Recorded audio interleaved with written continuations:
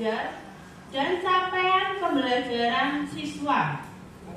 Ya, asesmen ini memiliki tiga prinsip yang harus dicapai agar mendapatkan capaian yang maksimal. Ya, prinsip yang pertama yaitu berkeadilan. Selalu adil dalam mencapai atau mengambil nilai. Ya, jangan terpacu pada apa enggak?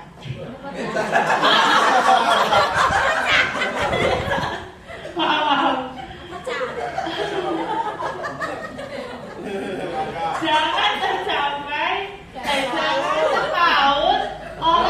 terpaku oleh latar belakang orang tua siswa atau murid itu sendiri.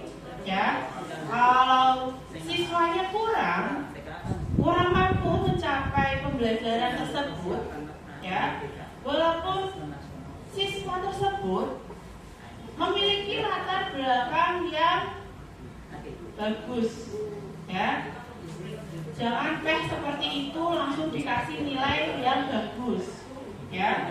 Dilihatlah sesuai dengan keadaan siswa tersebut dalam melakukan pembelajaran, dalam mencapai penilaian asesmen itu. Ya, prinsip yang kedua yaitu objektif.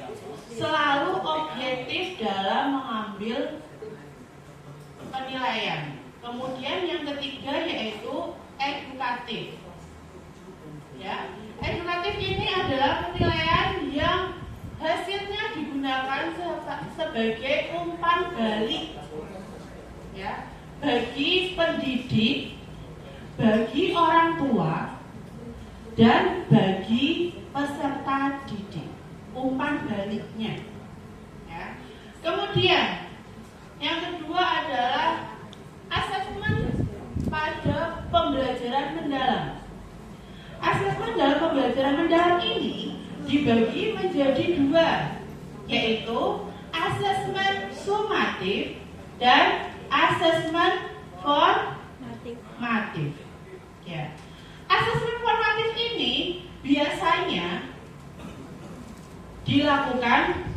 bisa dilakukan dengan dua cara, yaitu namanya asesmen di awal pembelajaran dan asesmen di dalam proses pembelajaran.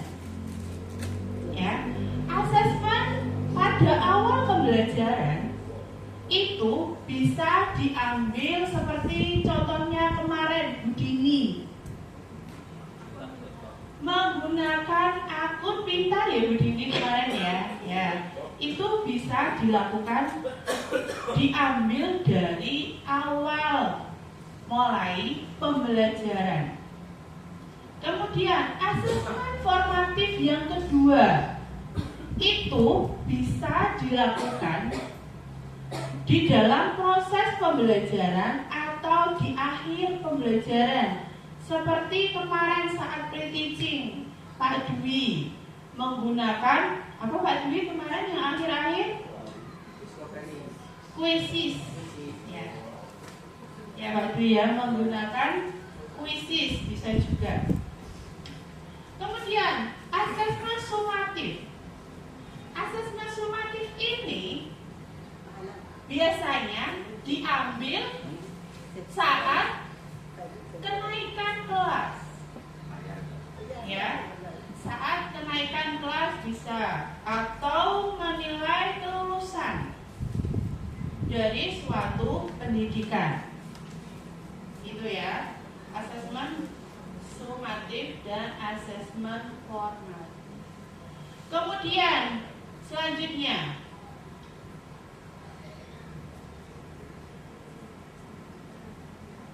asesmen ini, asesmen formatif mempunyai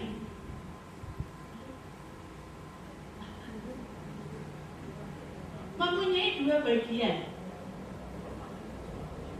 Formatif itu mempunyai dua bagian, yaitu asesmen as learning dan assessment for learning. Yang as learning ini assessment untuk refleksi diri murid itu sendiri. Ya. Kemudian yang for learning ini assessment untuk berkaitan proses perbaikan. Maaf, saya kalau grogi itu tipu ya, bukan itu mana.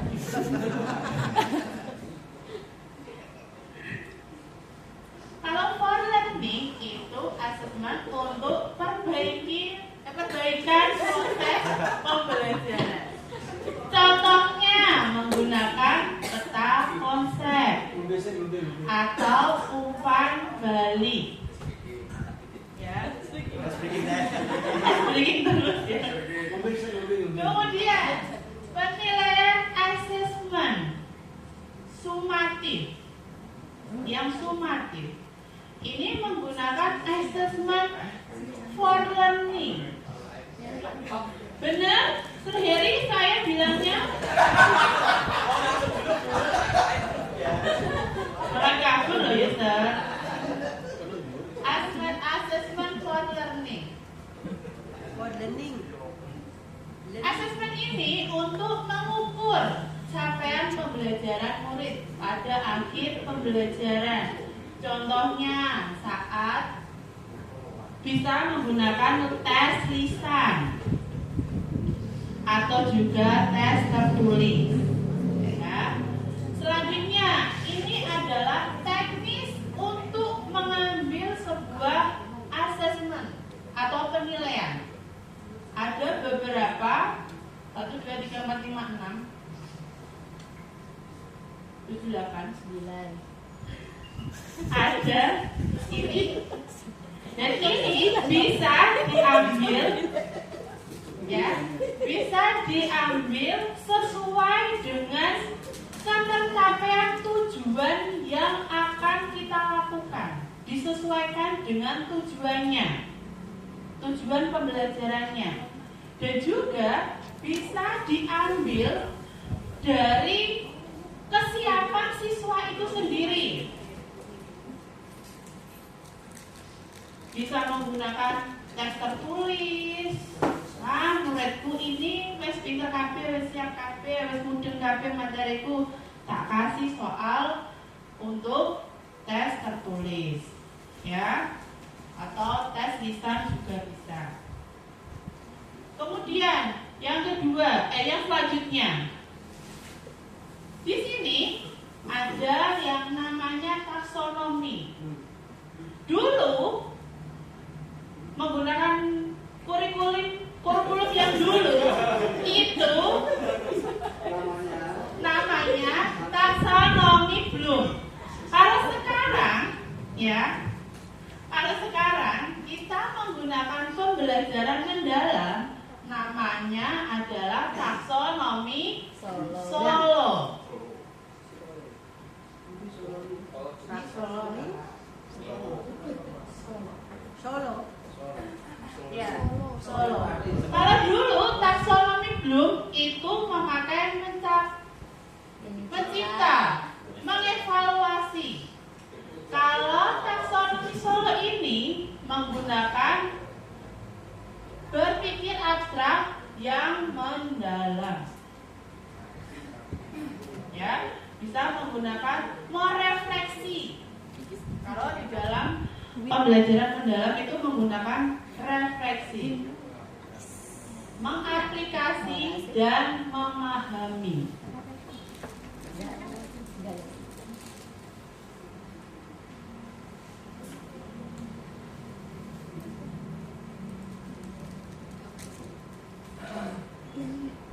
Selanjutnya,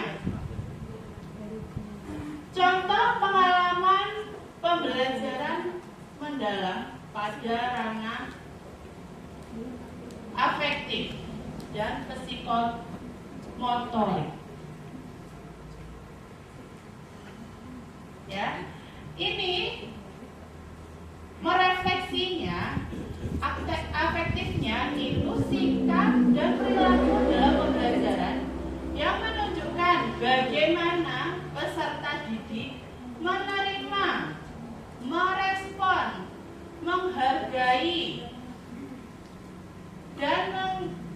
mengstabilisasi nilai-nilai dalam kehidupan mereka. Contohnya yaitu guru memfasilitasi diskusi, melakukan diskusi dalam pembelajaran untuk memecahkan suatu masalah itu sendiri. Selanjutnya, yang psikomotorik. Psikomotorik ini keterampilan fisik, koordinasi, gerakan atau tindakan nyata dalam pembelajaran yang melibatkan aktivitas motorik siswa itu sendiri. Contohnya seperti peserta didik mempraktikkan keterampilan dalam situasi yang menyerupai dunia nyatanya. Seperti kemarin saat pembelajaran perubahan musujat, ya kan? Seperti es batu mencair. Di dalam kehidupan sehari-hari siswa tersebut, dia pasti sudah tahu, oh iya itu es batu seperti ini. Tak salahkan di meja, lama-lama dia akan mencair. Nah, seperti itu. Nah, ini sudah selesai asesmennya. Selanjutnya akan disampaikan lagi oleh Ibu Mirnawati. Masih semangat Bapak Ibu Guru? Masih.